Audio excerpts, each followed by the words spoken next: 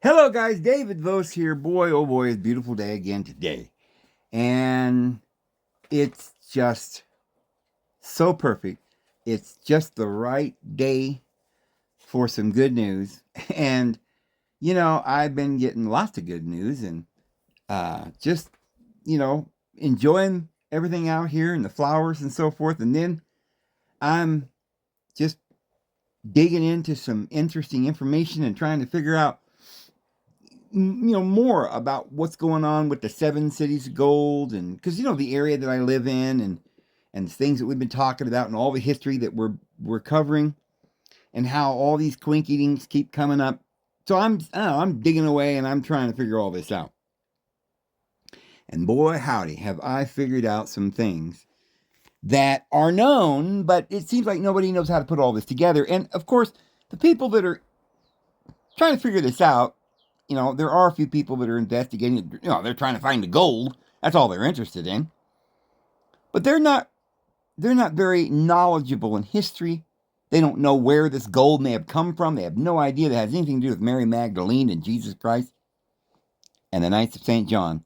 So I want to talk about something we had mentioned before, but not necessarily in connection with the seven cities of gold. But what I had been suspicious could be the case for a while. I don't think we've talked about this in the video, but you might remember where I talked about some time ago. There's a mountain in New Mexico. It's actually inside of the White Sands Missile Range, and that's for a reason, because there's a man named Doc Noss and his wife Ova that found, and an old wise Indian that in some places they call him Geronimo, which I think is interesting. A Yaqui Indian, which is the lineage back to the Quetzalcoatl, the ancestors to the Pueblos and that are called the Nahu Indians. And they found this cave, which is vast. It has not only billions of dollars worth of gold ingots, bricks, which has been confirmed, and the government's confiscated that, and that's all been, there's books written about it and newspaper articles and just complete confirmation everywhere. We know this is absolutely true. But in the vast underground caverns, there are paintings and there are artifacts and crowns and golden scepters and swords and manuscripts and jewels, and most of that kind of stuff was taken out of the cave before the government got to it by a man named Doc Noss and buried somewhere in the desert. This is a very interesting story, and I think we're going to put forth quite a bit of evidence that will indicate very strongly that this was one of the seven caves, otherwise called the seven cities of gold, that Coronado was looking for. I think we found them, friends. And it's going to blow your mind, the information that we're about to share with you. Because this goes back to Mary Magdalene and the Languedoc and all the history that we've been talking about. And now we've got a whole lot more evidence and proof and some very critical information. Now, in all of this research, I have, by the grace of the Lord, I don't know how this has come to my knowledge, because it doesn't seem to be anybody else that understands any of this or knows any of this information, but I'm picking out bits and pieces, and the Lord just sort of helping me here. And I have, without very little doubt, I mean, I haven't actually, gone there and dug it up, but I really do believe I know the exact spot where one of these cave cities of gold is. I think I know the general spot. Well, I know exactly where one of them is, because it's what we're going to talk about more prominently than the other places, but Victorio Peak in New Mexico is one. I believe the mountain that I had gone to, called Hidden Mountain, Mystery Mountain, further north from there by Los Lunas, is another one. And there's another one that I have found that I have the exact location of the treasure. So that's 3. And I also know of a 4th place that is supposed to be, according to the native Zuni tribes, another one of the 7 cities of gold, which there is no city there, but must be a cave. That they haven't discovered the gold there either. That's 4 of them. At least 3 of them I know the location. But I will give you some very interesting information if you stay tuned today, friends. Hold on to your hats, get yourself some coffee, and sit down and relax and listen to this story because it's amazing. And it's not even part of all the information that we can dig into and we can find out about this. And that is available, that just is out in there in the pieces and nobody can put it all together. But we're going to try to do that today. So, concerning this place, Victorio Peak in New Mexico, let me show you, this will blow your mind, the things that they found in this cave. Now, I'm going to show you from this article that talks about it here, right here. So, look at this, guys. This is amazing. So, here is, if you can see that picture, the crown, a gold crown that Doc Noss actually found. It's documented that he found this in Victorio Peak, where there are great underground chambers. It's been proven beyond any question, without any controversy. And we now know, and we have proof, there are books written on this and newspaper articles and witnesses galore, that the government got the gold bars that were from that mountain. They excavated the whole thing and got all the gold bars and all the treasure, and the government took this. And this all happened after 1933, when FDR made it illegal for anyone to own gold. And because of that, there is a lot of gold here in America, huge gold fortunes that were stashed and buried, and then they ended up dying because it wasn't until Nixon that a person could even own gold legally. So people just stored it and stashed it away. But this is different. This is something that we know goes back for hundreds of years. And we'll show that there are stories about certain natives, the mountain right next to Victorio Peak. The name of it is Geronimo. Geronimo is the Native American Indian warrior that defeated the Spanish and took their gold or something, or somebody. This is one of the stories. And we'll talk more about that. But this crown says that Doc found has the name Charlotte, I guess, written on it. The crown weighs 7 pounds, has 243 diamonds, and a large blood red ruby. This article says, scattered among the human remains, Doc found a fabulous, if not curious, collection of treasure.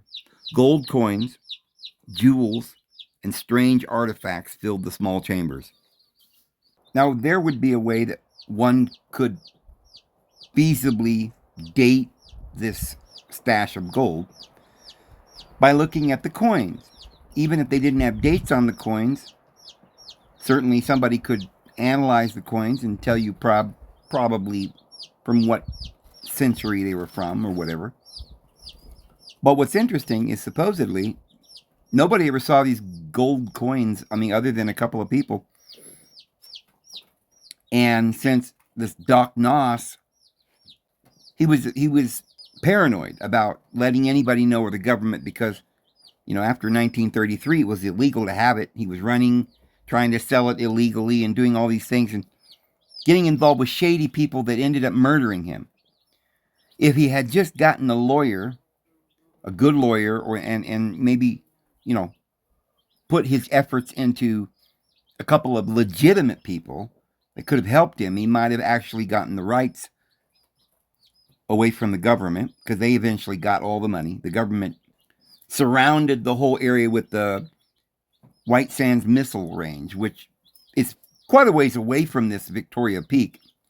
And when Doc Noss's wife, Ova, finally got a hearing with the missile range, she went into his office, the guy that was running the whole missile range, and he had a map of the whole area and beyond over the mountain range, and circled in red was Victoria Peak. They sent specialists in, and people dig holes down in there and excavate and get it all out and take it somewhere.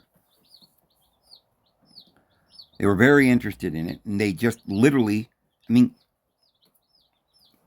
Doc Noss and his wife Ova had permits. They had mineral claims and mining claims, and they were legally supposed to be able to get this gold. It should have been legal. But the government knew what they had there, and they told them they had to leave the property, and they fenced it off because of some issue with the fact that it was near the missile range, which, by the way, they didn't make that White Sands Missile Range until after, in the middle of the war, 1945 or something. So they fought from 1933 to 1945, and the government kept denying them access and doing dirty deeds, and finally they quarantined the whole thing off. There's a fence around the whole thing, which, by the way, there's a fence around the other place that I found myself, where I got the stone, the Urim and Thummim that I've talked about in the past, where there is a huge rock with the Ten Commandments written in Paleographic Hebrew. And that mountain looks very similar to this Victoria Peak, but it's further north, near Las Lunas, New Mexico. It's a mountain called Mystery Mountain. And that area is fenced off with this big fence and signs. And I told you guys a story about how I went in there and found that oracle stone, and how I prayed and the Lord showed it to me in a vision. And I showed and shared some of the details. I don't share all of the details about that day because most people wouldn't believe if I told them what happened to me that day. But it is behind the fence where you're not supposed to be. And when I was there,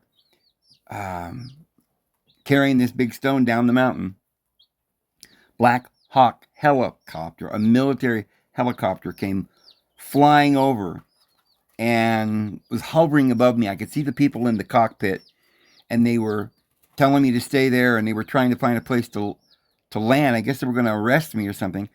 And I took off running and jumped into a canyon. I found a cave, and I hid down in there until they went away. But so it seems like a lot of these places where these caves are, or treasure is supposed to have been found, or whatever, the government's already investigated all this, and they've corridored every cave with bars, they've put fences around everything, but they don't know what I have learned, friends, and I'm going to share some of it with you. I can't give you too much details on the location that I now know where billions of dollars of gold and treasure exist. Now, it's still conjecture as to who put this treasure all over the place. However, Doc Noss believed, and others, Buster Ward and the guy named Willie Duggett, which I think is quite interesting, some of their names, right? Willie Duggett? Like, okay, he dug it. People's names seem like they're fake, made up stories or something, because I don't know why somebody named Duggett would be digging for treasure. But anyway, these individuals had found maps, and this has never been recovered. We do know that golden crowns and swords and ancient artifacts were there, but no one's been able to look at it to tell what the age or whoever these things are. And we're going to give you some hints about that here in a minute.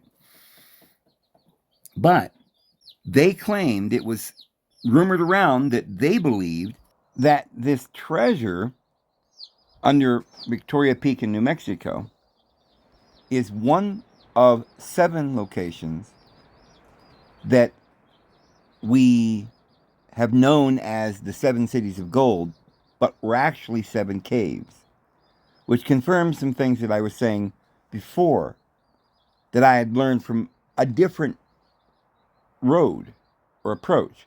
But now I have confirmation, and I'll show you here as we go along how completely confirmed that is, that these are 7 caves, and Victoria Peak was one of them.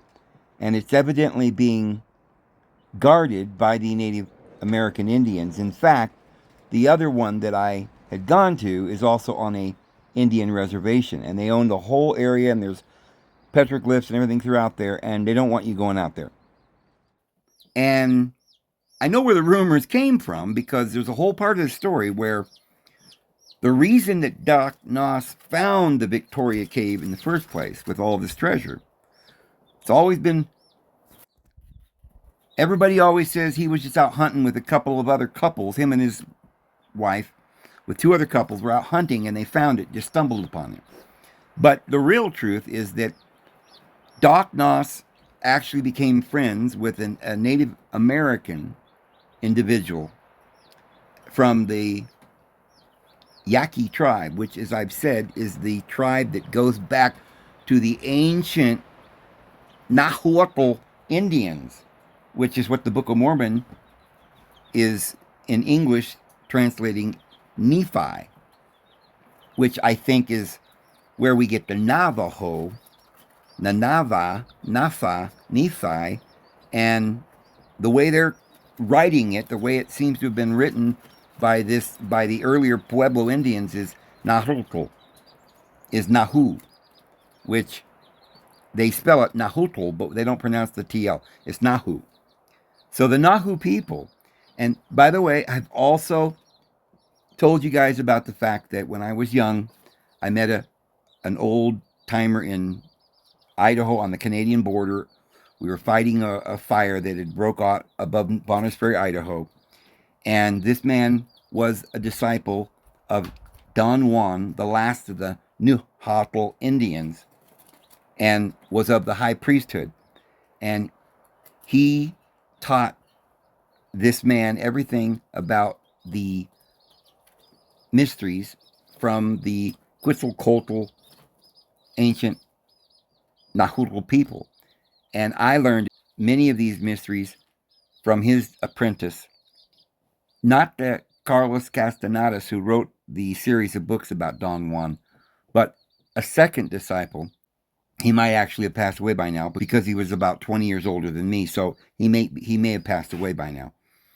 But Rusty lived on the Canadian border, and I just happened to stumble across him while walking through the woods, and we were talking about some different things, and we became friends, and he anointed me and prayed over me and gave me the Holy Spirit. I was only about 22 years old. I don't know the exact age. Some of that's been so many years ago. But anyway,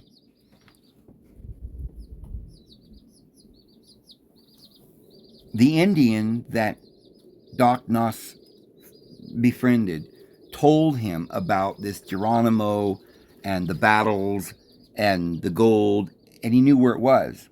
And so that's actually how Doc Noss found the gold, not just stumbling around and accidentally stumbled on it. So there's more legends, and we'll get to that in a little bit. But it's funny that part of what was in there is gold coins. Now, I don't think it's funny that nobody knows what the gold coins look like or what the dates were or anything, because Doc Noss was running from people that were trying to kill him for about 10 years and couldn't just keep it with him, and people would rob him. So he ended up taking all of the treasure that he had gotten out of the cave, except for a gold bar or 2 that he sold and lived on, But the rest of it, especially the treasure and the coins and the jewels and other artifacts, he buried somewhere in the desert, which I know a close proximity where he buried it. But, you know, thing about that is that would be a whole search in itself. You have to go out there with metal detectors, and many people have tried. But I know the exact area where this was. But of course, I also have come across the exact location of another one of these caves. But Doc Noss learned from the old Indian that this was one of the 7 cities of gold, which is the county that it is in, Cibola. And I know of several locations where these cities were. And they called them cities. Coronado was looking for 7 cities, but they weren't 7 cities. And the old Indian himself confirmed that they were caves and storage caves under mountains, which, by the way, is actually talked about in the Book of Mormon. One of the caves, not related to the 7, was over in New York where Joseph Smith found the gold plates. But the Book of Mormon itself says that there is a cave that will be found in the latter days that is just above the border between the Lamanites and the Nephites, which probably is the Mexican border. So somewhere in New Mexico is probably where this stash is that has all the treasure going back to King David. So it could have the Ark of the Covenant. Another interesting thing about King David is the fact that the other mountain that I've been to in the past, where I got the stone, which is more than just a rock, friends. It's an actual plate with 4 stones, 2 black and 2 white, that were used as an oracle, like a Urim and Thummim and the breastplate. But that was on a mountain called Mystery Mountain, sometimes called Hidden Mountain. There's a Decalogue stone with paleographic Hebrew writing all over the bottom, an altar at the top of the mountain with paleographic writing with Yahweh written in paleographic writing, other petroglyphs all around it, indicating other various things, like perhaps the date in which it was written, sometime around the time of Christ. But this is a very sacred mountain from, ages, for 2,000 years, obviously.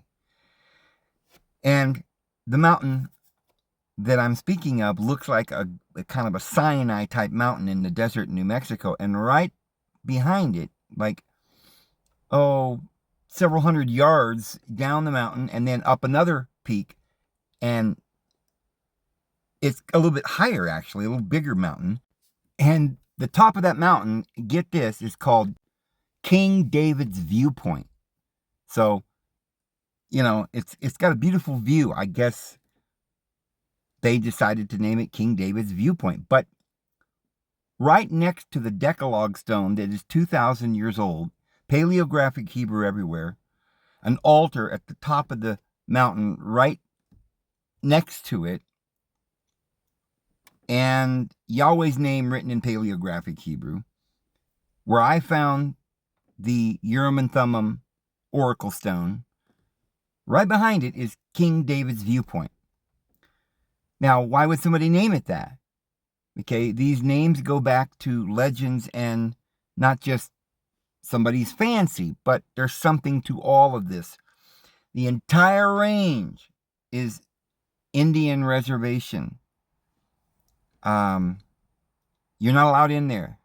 It's sacred ground, and they'll come after you.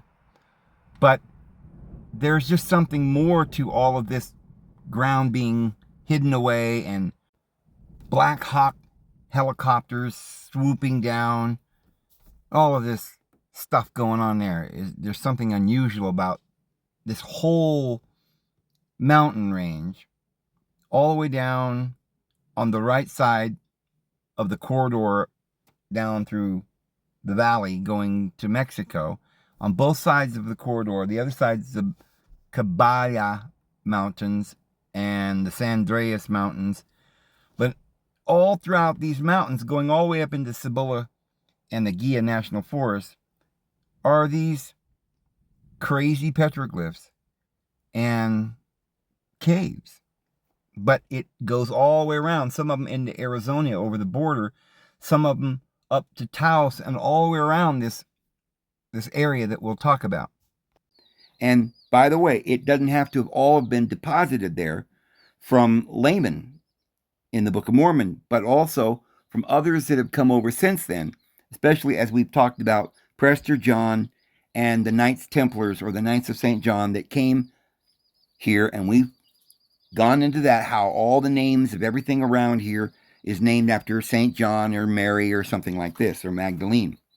Now, the area that I've located, which is the center of the 7 cities, which is on the ancient maps that they used when the French and the Spanish came over here in boats, and they named everything after the apostles and Mary and everything like this. They went up the Gia River and went to the very far end of the Gia River, which most people can never find because the Gia River then turns into a different river. But it is the same river. It literally is the same river, but there's a Y. And you take the main route, but they name it something else. You go all the way to the end, and there's this big salt flat where there once was a big lake. There probably is still some water in it, but the whole lake is evaporated, and it's more like a big salt flat. At the end of that salt flat is the city, or a little town called Magdalena, which I believe is very significant. And at the other side, before you even get there, when you're in Arizona, you've got St. John. So all the names and everything as you go along is incredible. And we'll talk about that more. But if you look at their maps that we've looked at in the past, you see these 7 cities, which when they were coming over here to look for them, bad people coming over, trying to get the lineage of Mary Magdalene and destroy them and get their treasure. Well, we're also going to show where a lot of this treasure ended up at Oak Island in Nova Scotia and then was transported from there. But I don't doubt that some of this came over from at different times in different ways. But the center of the 7 cities was a lake, and I believe I've found it, with Mary Magdalene being the name of the town at the end of the lake, at the end of the Gia River. And around that are, interestingly enough, we've already seen several of these locations, approximate locations, but I do know the exact location of one of them that no one's ever found the gold. And I'm not going to give you any clues as to where it is, but and I might not be able to tell you a whole lot about how I even found that information out, because if I did, literally people are being murdered over this. So, yeah, this is just a story, and I'm just a curious bystander, if you know what I mean. But the Indian, and they said his name was Geronimo, but again, this is odd to me that the mountain's named Geronimo, right next to Victorio Peak. And they claim that Victorio Peak was named from a battle where the Indians got victory, but I'm going to give you a better explanation for Victorio Peak. But this Indian that was supposedly named Geronimo that told Doc Noss, who, by the way, was also something like 3/4 Cheyenne, but really kind of living more like a white man, but, he's digging up all this stuff, interested in the gold, not from the area there, or the Apache, or the Zuni, or any of the Indians around, but he was Cherokee Indian, and somehow he befriends an Indian named Geronimo, which is where they're going to get the gold, and he claims that he knows where the gold is. It's one of the 7 cities of gold, which is really 7 caves. And this Indian says his name is Geronimo. Either he just said that's his name because he was the guy who was protecting the Geronimo Mountain, Victorio Peak, where all the gold was, or his tribe was, or or this is just a story that people have told to give us some details without giving us the actual details. But you don't find the information that the Indian that told Doc Noss about Victoria Mountain and the treasure was named Geronimo, except for, I think, one source. Everywhere else, he's just called the wise old Indian. He meets an old, wise Indian. But, so now we've got two different Indians. Doc Noss himself, a Cherokee, and a wise old Indian may or may not have been named Geronimo, which is very odd because 100 years before this, there was an Indian named Geronimo who was the warrior that led the battle against the people, the Spanish, that was trying to take their treasure or whatever. So this is why it was supposed to be a sacred mountain. And they got victory at Victoria Mountain.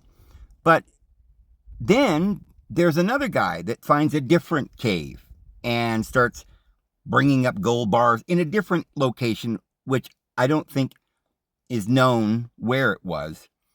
And they supposedly hid it all over in different stashes. But that's another thing. So Doc Noss has an Indian friend named Geronimo, but most of the places you hear about him, he's just the wise old Indian, but you do find he has a name, Tony Carriaga.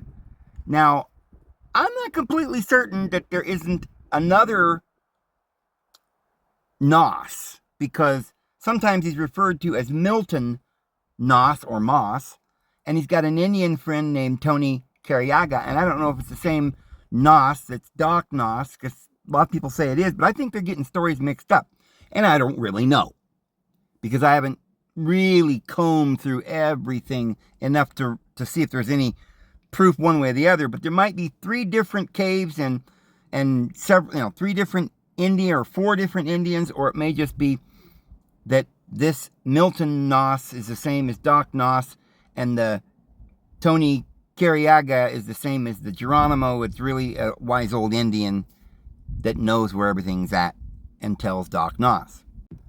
So this Tony Carriaga, who is also supposed to be a Native American from the Yaqui tribe. Now, the Yaqui tribe is the specific, one of the main tribes. I think a lot of them was in Arizona and even California. The Yaqui tribe might be related to the Yaqui tribe, but they go back to the Nahu or the Nahuatl Indians, which is the ancestors of the Pueblo Indians, which goes back to the Quetzalcoatl and the whole lineal descent back. So it's interesting that he was a Yaqui Indian, but we don't hear much about him. But it seems like everybody who found a cave was working with Indians, and wise old Indians at that told them. So there's something suspicious about the names. They may almost be people trying to tell the story without having to tell details, just giving us a basic idea that it was the native peoples that knew about where all this was. And they were the ones facilitating getting it out of the ground and sharing it with the world finally at last or something. But whether they were doing this at the behest of their tribes or whatever is certainly not available information at this time. But I think it's odd. This is what puzzles me. I do sometimes think that some of the names, like Willie Duggett, right, who is another character that finds another one of these caves, which we know the location of. But it's a separate cave. It's different. And these caves seem to be going all the way around in a circle. This spot called Mary Magdalene. And they go over the border into Arizona and all the way up around Taos and back down around Los Lunas and, Hot Springs, now called Truth or Consequences, and down around. All around this area here where I'm living. Where Coronado was trying to find the 7 cities of gold. And we have an Indian named Geronimo who says, there's the mountain, and we have verification. We know that within that mountain was over $2 billion worth of gold, and add to that the $160 bars, 40 pounds each, and all the treasure and the artifacts and the rubies and the coins and the valuable things, there was probably $500 billion or more in there, in this one cave. And not only that, Doc Noss and his wife Ova described when he goes down, because she did an interview, you can't find it on YouTube anymore, but I've got the transcript of the interview, and she says that when Doc went down there the first time, the first floor, I guess there's like 2 or 3 different areas or floors. You keep kind of going down.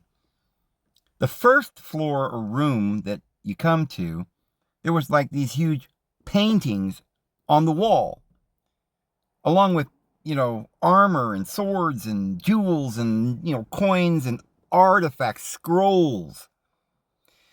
So this is not some stash that the Indians robbed from the stagecoach.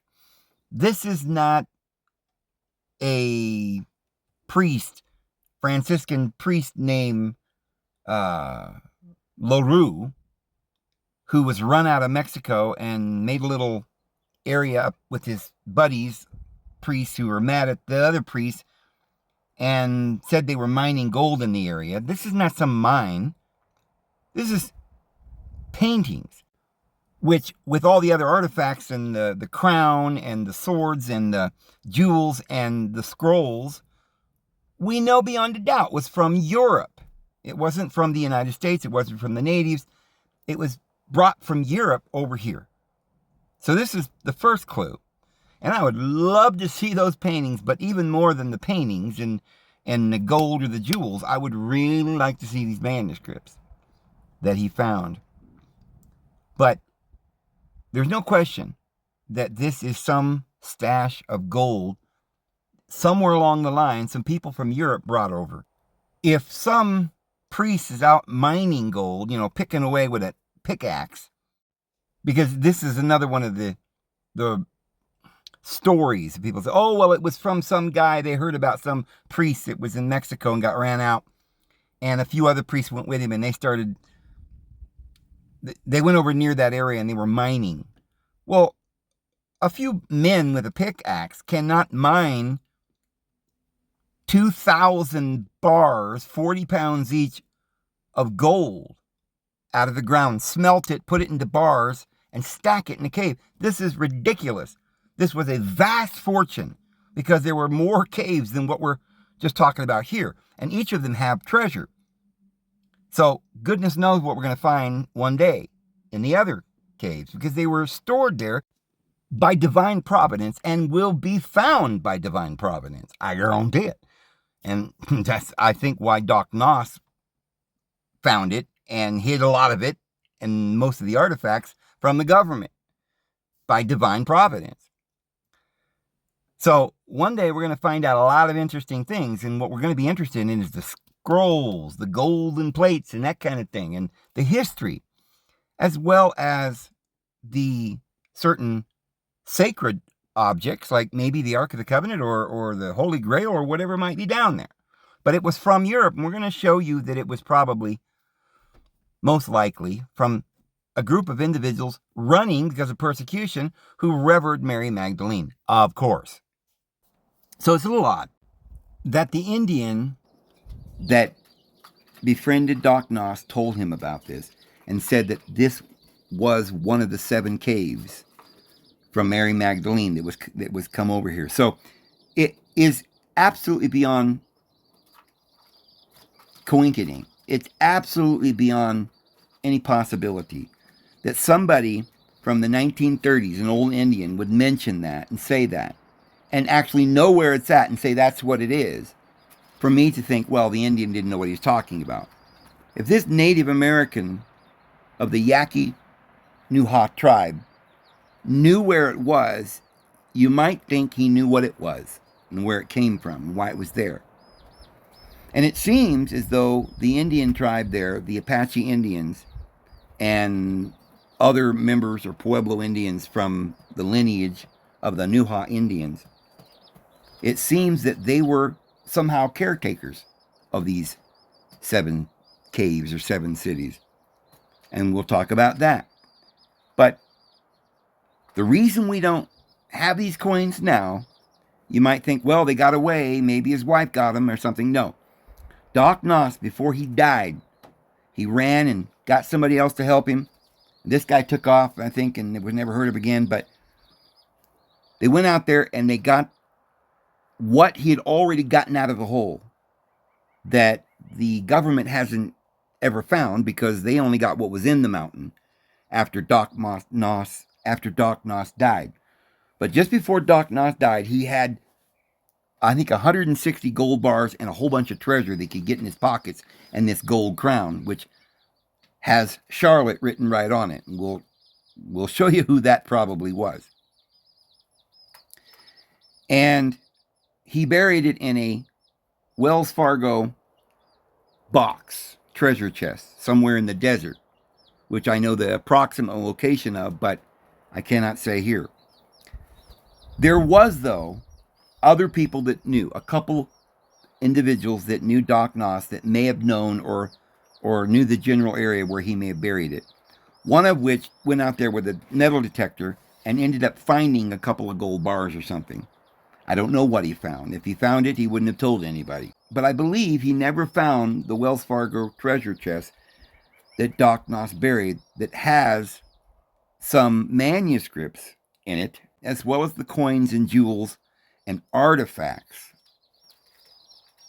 And probably has the crown, because he showed it around to a couple of people, but then it's missing.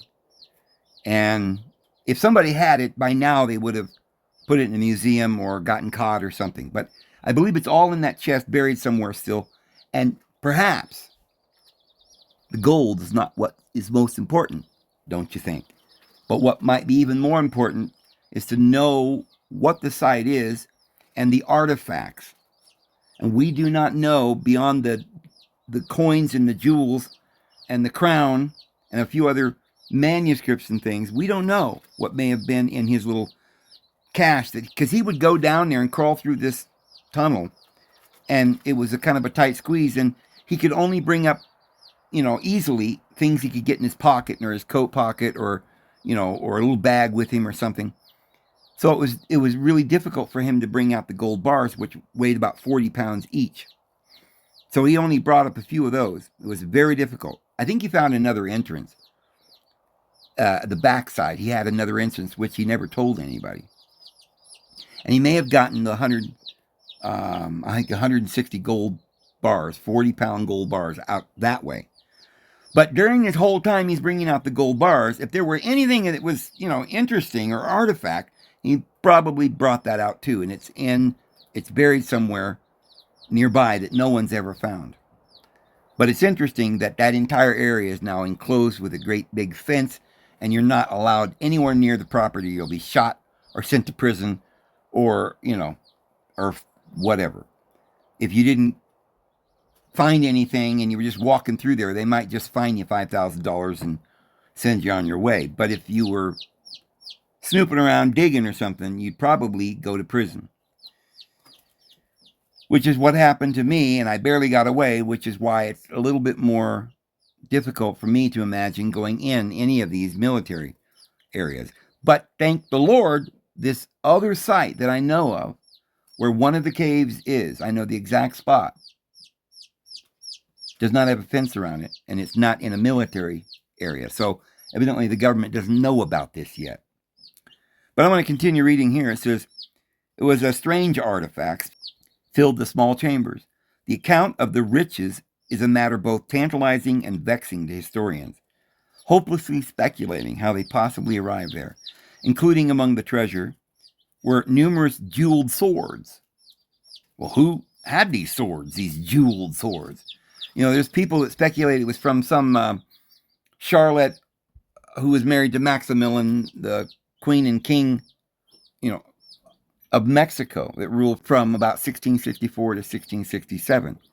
However, I don't believe that could possibly be the right Charlotte who wore this supposed crown, because this particular Charlotte and Maximilian goes back to the Goths and to the Habsburg dynasty, which there are individuals in the Habsburg dynasty that do go back to the Carpathian line, the Valois line, but, the French Languedoc area, the Merovingian line. But for the most part, the Habsburg dynasty is not the right line. And so, it would concern me if, in fact, that was the right Queen Charlotte's crown that he found. We'll never know because nobody knows which Charlotte it was. But when you look at the crown, you can see it just doesn't look... If it were her crown, you would see pictures and you'd be able to say, yep, that's the same style and everything. But do you really think that some Mexican queen would have this kind of treasure? And somehow in New Spain, right? With jeweled swords and why would they be burying this if they're, they can easily take it back to Europe? Yes, I know Maximilian was murdered and executed because there were some issues that I don't know that much about. But it just seems unlikely that Maximilian and Queen Charlotte of Mexico from the 1860s would have taken this gold up into New Mexico and buried it somewhere in a mountain. And then what do the native peoples have to do with any of this? How do they know about it? They knew about it because, as the man said to Doc Noss, this is one of the 7 cities, or 7 caves, that came from the 7 cities of Septimania, previously called the Languedoc, where Mary Magdalene and the 72 and Jesus' offspring were, creating the Fisher Kings, the Merovingian line, the Carpathian, Valois, Vose line, that had the treasure and brought it to America and put it in 7 caves. So, here's what's also interesting.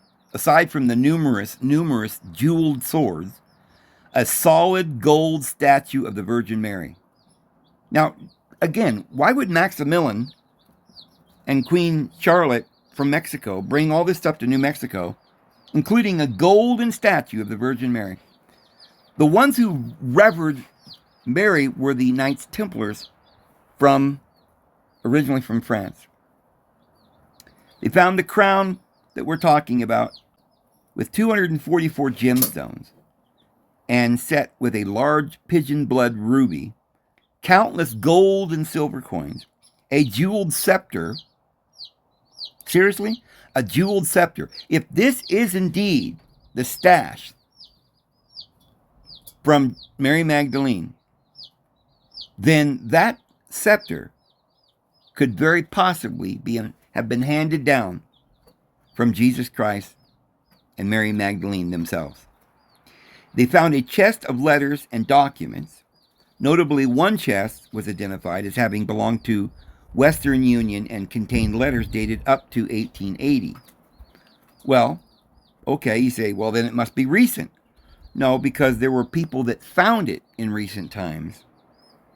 And the whole Geronimo story, which it's been documented, he did, even though he knew where this treasure was to start with, and they were guarding it, but when the Spanish and the soldiers came in, maybe they found out about the mountain, were trying to get it or whatever, Geronimo won that battle and beat them back. And some of the skeletons that are in that cave may be from these inquisitors, because Coronado was looking for the 7 cities of gold, wasn't necessarily from the Portuguese or the good guys, but probably was working for Isabella and Ferdinand of Spain, who were working for the Holy Roman Empire, or the bad guys, or the Goths. So, when they were trying to find this place, Geronimo and his men, the warriors, defeated them in battle and took what they had. And they had some Western Union stuff.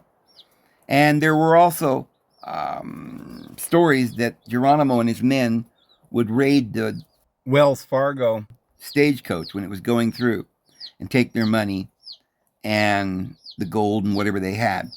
So some of this had been added to it by Geronimo in, after 1880. It says, further into the cave system, he discovered an enormous quantity of what he believed at first to be iron bars, which, as you may have guessed, were gold ingots. Noss claimed the ingots weighed about 40 pounds each, and he was barely able to lift them out of the cave. We'll go into the implications of these artifacts later, as that is another story unto itself. There's a picture of the actual picture of the gold bar. It's important to note that these are the accounts filtered down through surviving members of the Noss family. See, what I've found is that there are certain things that they tell you in these stories. And some of the stories that contradict each other are people hiding facts. But I've gone through all the stories, friends, and I've sort of sifted out all the hoopla and the lies. A lot of these individuals, people that they say this guy was his name, is not his real name. So Willie Duggett wasn't really Willie Duggett. I don't know who, called him that. Probably a play on digging mines. But his name was really Doughit. And he had a name, I think Lawrence or something. But he went by this pseudonym, and then later on even changed his name again legally so he could hide. So, while some photographic evidence exists, most of what we know comes from the family or a few rare accounts of eyewitnesses to Doc's strange doings. As it happens, there were very good reasons for Doc's paranoia and the secrecy in which he observed. Due to the Gold Reserve Act in 1934, it was illegal for citizens to own gold or gold certificates. This was immensely problematic for Noss. The nation was also mired in the Great Depression. Now, it's interesting in my mind that FDR did the Gold Reserve Act in 1934, because this gold was found in 1933. Now, there was another gold stash, another cave that was found in 1929, 1930. But that's a whole different area. This one was found in 1933. He's the one, Doc Noss, that made it famous. They had the battle with the government, and the government ended up taking it over and making a missile range. So it's interesting. There is some evidence that the reason that this Gold Act went into place in 1934 was to stop Doc Noss and Ova from acquiring this gold, because there is like $2 billion. I don't know how much it would be worth today. And that's all we know about. Just what we know of was about $2 billion in the gold itself. Something like 1 million troy ounces of gold that was brought out of there by the government. But that's probably not the most significant aspect to this treasure, or the most valuable. If you could find scepters with jewels like gold rubies and diamonds and crowns that belong to Mary Magdalene or somebody famous in that lineage, those artifacts themselves might be worth more than the gold, even though they're made out of gold. So it says that, and I even heard one story saying that it's possible that Kennedy was murdered over this, because there was something going on, and Kennedy was trying to figure out or send, there were people going to the area and trying to find and get this gold. And they knew it was a lot of gold, and they had found it. Billions of dollars in all this treasure. So it was right at the time that they started looking into this and getting involved with this, that the government was finding out about this, that they made this law that nobody could own gold. So that's just another rabbit hole we could go down, but let's stay on course here. The nation was mired in the Great Depression, which added a certain amount of risk, staking a claim of that size. Noss believed, and rightly so, that if his fellow man wasn't trying to rob him, his government most certainly would. Regardless of the risk, they filed for a treasure trove permit and several mining claims on Victoria Peak and the surrounding area. There's a lovely picture of the crew. Doc worked the trove as directly as he could, keeping the contents of what he removed secret. from even his own family. Allegedly, he was able to remove several hundred gold bars between 1937 and 1939. 40 pounds each, these bars. Several hundred, it'd be a lot of money just what he pulled out of there. And I'm sure he got most of the most important artifacts, which he then buried somewhere. And the government did not get that. And I believe the Lord may have done that in his miraculous providence. Had Doc Noss go in there, had the Indian tell Doc Noss, and then they go in there and find it and then move it somewhere where the government doesn't know where it is, waiting again to be found at a latter date. And I've got some clues about where all this is, but again, I can't say what I'm finding out because I'm telling you, the Lord is just opening things up that it would be impossible, too coinkadinkle, for any one human being to find all this information out.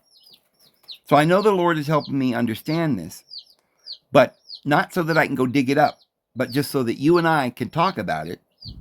Well, anyway, that's what we're going to tell them, huh? You know what I'm saying? And we can confirm the truth that one day when this old wicked world's over, after the tribulation, which is probably very soon to come, I do believe it is destined for this stuff to come up out of the ground and for us to know the true history of the world. And it will happen. Not yet, not now. But after this wicked world's over, I think the Lord is revealing before it happens where these things are so that we will be able to retrieve them then. So he says he got several hundred gold bars between 1937 and 1939, squirreling them away to multiple caches buried across the desert. Well, there may just be one cache at the end because just before he died, it's known that Doc Noss gathered up all this stuff because he was trying to get off with it, the whole bunch of it. So that because there was this one guy trying to kill him. So he went and rounded it all up and had it all together probably. And ended up in the last minute burying it all together somewhere. But who knows for sure. Maybe multiple caches buried across the desert. Because of the Gold Act, Noss was unable to profit much from his find. He sold off small amounts of gold, on the black market to finance his efforts, but the bulk of his gold remained buried. By 1939, his paranoia escalated to mania. Convinced he had been followed to one cache or another, he began digging up his gold and redepositing it in increasingly distant locations. It was this desperation that inspired him to step up his excavation of the peak. Noss hired a mining engineer by the name of S.E. Montgomery to assist him.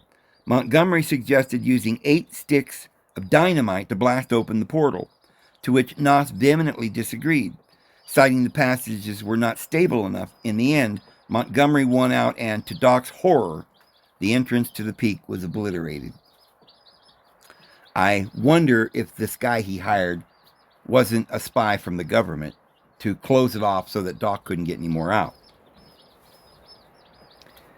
So, that's pretty interesting. So I looked up, who is this Charlotte that is named on the crown Doc Noss found at Victoria Peak? Now, AI says the Charlotte referenced in connection with the Doc Noss Victoria Peak find is believed to be Empress Charlotta of Mexico. Well, why is it not spelled Charlotta if her name was Charlotta? The crown says Charlotte. They want to make this something other than what it really is.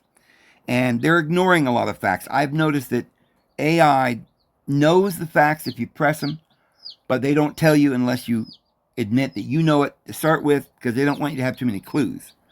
But they're putting you on this wild goose chase from this other person named Charlotta of Mexico, the wife of Emperor Maximilian. The association with the treasure is as follows. Legends and theories. The most common theory about some of the treasure's origin at Victoria Peak, specifically the crown with the name Charlotte, sometimes called Charlotta, well, sometimes called that by you, but that's not the way it was found, and possibly some gold bars suggest the reign. See, AI says possibly gold bars. It's been documented He sold them. It's all been historically documented. There were gold bars. But they keep poo-pooing all of this. It suggests the reign of Emperor Maximilian of Mexico. Historical context. Carlota, concerning about a potential assassination, supposedly sent valuables from the imperial palace north for safekeeping. Well, from Cuernavaca or Mexico City, she sends them all the way to New Mexico. North doesn't mean all the way to the United States. So of course, that wasn't the United States at that time, but it's just very vague. They don't really know. It could have been the treasure found at Victoria Peak. Could have been. But I think there's evidence saying it's not. The possible Apache connection. One version suggests that Apaches attacked the caravan carrying the treasure north, and the valuables were lost, eventually ending up in Victoria Peak cave system. Now, that's possible that happened as well, because as I said, these Apache Indians and Geronimo did attack Wells Fargo stagecoaches and anyone coming along, and if they knew about gold or saw people coming through, they may have attacked them and took the gold and whatever they had.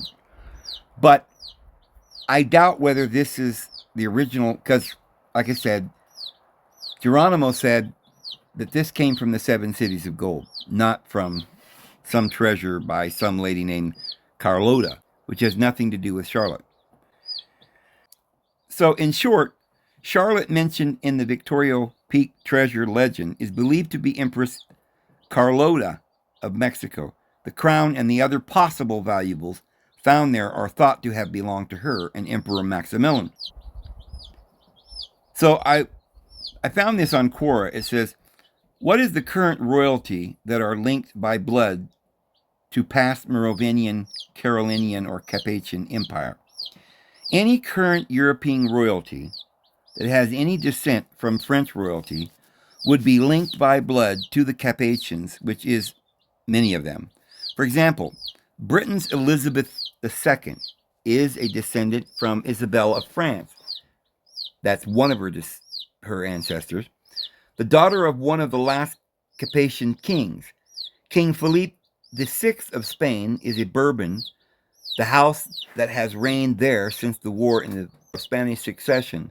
The French Bourbons were an offshoot of the Capetians, as was the house of Valois, the dynasty that immediately followed the Capetians in France. The Valois went to England and dropped the L because they didn't pronounce it and became Vose, which when it came to America, they landed in Boston and they spelled it Vose. And this is all documented. The dynasty that immediately followed the Capetians in France.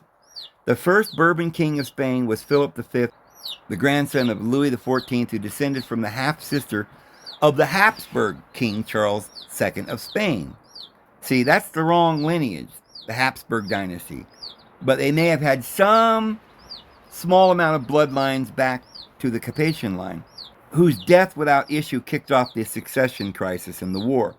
Isabella of France had 2 great-granddaughters who became the queens of Portugal and Castile. Well, Castile is where the Templars were, and that's why Portugal was never part of Spain, because when they drove the children of Mary Magdalene out of Spain, they went to Portugal for many years until they came over here. So the Valois line was there in Portugal. So it says, and of course, as Elizabeth II is descended from Isabella of France, so was Victoria. And that's interesting because Victoria, the mountain is called Victorio, which some rumors said that has something to do with the victorious battle that Geronimo had with the Spanish inquisitors, where he stole all their gold or something.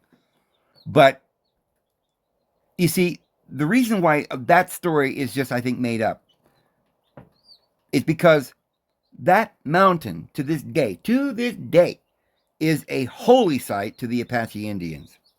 And the mountain right next to it, Mount Geronimo.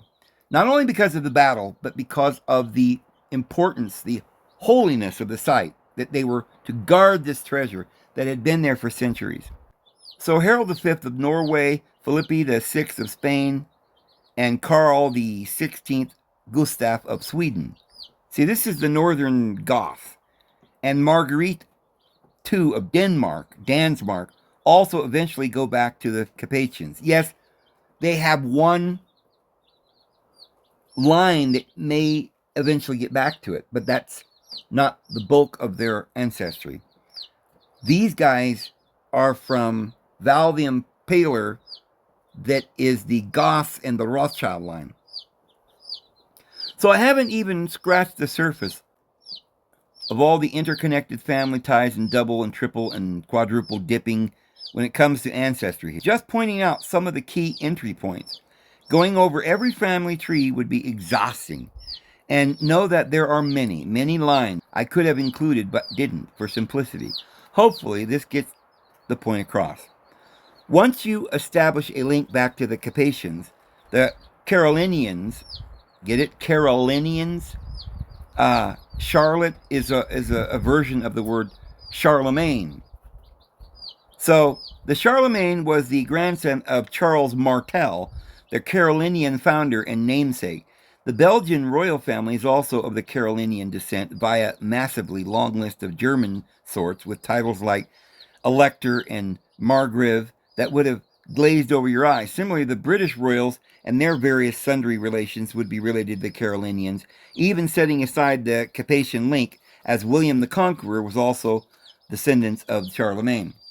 So pretty much all the royal bloodlines get their royal blood through Jesus Christ, and through the other line, which was a Jew from Jeconiah's line that the Holy Roman Empire brought over from Baghdad about 800 AD.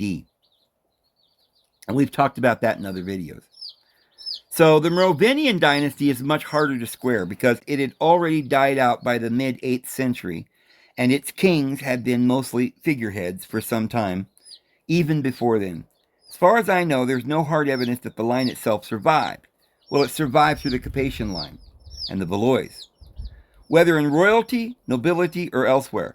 See, the Merovingian line became the Carpathian line, which became the Valois line, which then became many various lines down to the Sinclair and Saint Bernard de Clairvaux, which is the lineage of Vaux and Clair.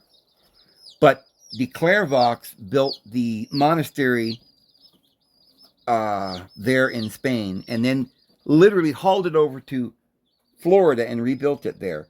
This was the new headquarters, supposed to be, of the Knights Templars. And the other one was Nova Scotia, which you hear a lot about the treasure there at Oak Island, which is part of the treasure. So this treasure originally had to have been so vast you wouldn't even believe it. How could it have been that vast? Because remember, Jesus was of royal descent. He married Mary Magdala of Heliopolis, which is, they had the rights to all the Egyptian jewels, wealth, which is also Ethiopia, where probably the Ark of the Covenant ended up, and where John the Prester probably brought it. And they also had all the treasures of China, all the way to Japan, perhaps, and certainly Persian treasures, because the Cleopatras did battle with Persia before Rome, and then married into the Caesars, and all of this of Rome, Egypt, Persia, perhaps all the way to China and Japan, all the treasures were hidden somewhere very carefully by the Knights of St. John and taken and distributed in certain locations and caches around the world. But we don't know. Perhaps it was all taken to one spot eventually, like the Book of Mormon says, somewhere now in New Mexico. We don't know for sure. Anyway, it says that the Merovingian descent, but there's not much to go on. Whereas the Carolinian and Carpathian family trees are pretty ironclad. Their Carolinians descended from had been officials in the Merovingian dynasty, but near as I can tell, they weren't an actual offshoot of the dynasty. Near as he can tell. Nobody can tell because there's very little to go on there, but I can tell you that the Valois line has a legend and heraldry attributed to it. And the Knights Templars say emphatically that being of that line, that they did go back to Mary Magdalene. That's the Knights of St. John. But their heraldry and their legend says that it goes back to the dragon, like Arthur Pendragon, which is the same dragon being spoken of, that was to come out of the Mediterranean Sea. That was of the lineage of Mary Magdalene. So I have already dug into this and found that this is literally the roots of the Merovingian, the Fisher Kings. Why would they be called Fisher Kings? Because they're from the great fisher, Jesus Christ. And so the Valois and the Bourbon families were cadet branches by blood to the Capetians, etc. So the Valois-Vose line is the latter bloodline of the Capetians, which were descended from the Merovingian Fisher Kings that goes back to Mary Magdalene. But I am way over an hour and exhausted. I gotta get some dinner on and take care of a couple of little chickies that need. I had a real sick chickie last night, and I think I nursed her back to health, and so I'm worried about her. But guys, I hope you have a wonderful evening. Lord will bless you. His grace and his peace will always be with you. He loves you all. We'll see you tomorrow. Have a good one.